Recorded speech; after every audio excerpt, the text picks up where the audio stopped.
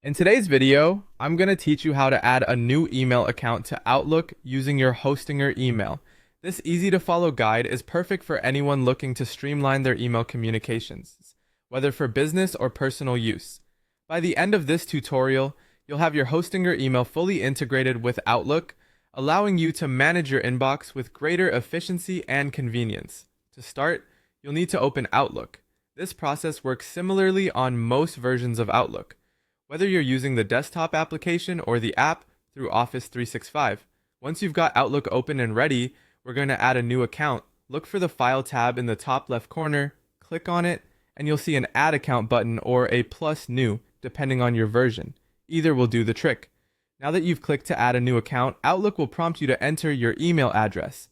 Here's where you'll type in your Hostinger email address. Make sure you enter it correctly.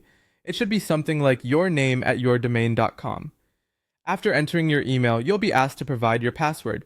Type it in carefully, ensuring there are no mistakes, as an incorrect password will prevent successful login. Next, Outlook will offer you the choice between an automatic setup or a manual setup. For the purposes of this tutorial, and to ensure everything is configured correctly with your Hostinger email, we'll opt for the manual setup. Once you select manual setup, you'll have the option to choose between IMAP and POP for your incoming mail server.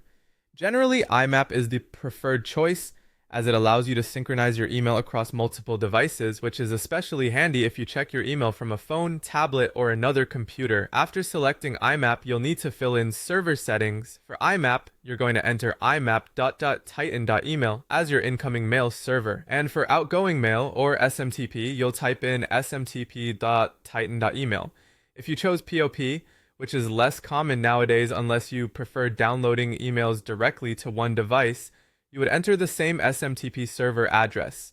Make sure these settings are entered correctly as they are essential for sending and receiving emails. Finally, you'd proceed to complete the setup. Outlook will typically run a quick test to make sure everything is configured correctly. If everything is set up properly, you should see a confirmation message. Now, you can manage your Hostinger emails directly from Outlook, sending and receiving messages with ease. Congratulations, you've successfully integrated your Hostinger email with Outlook. If you encountered any issues during the process, ensure your email and passwords are rechecked as well as the server settings. That concludes our tutorial for today.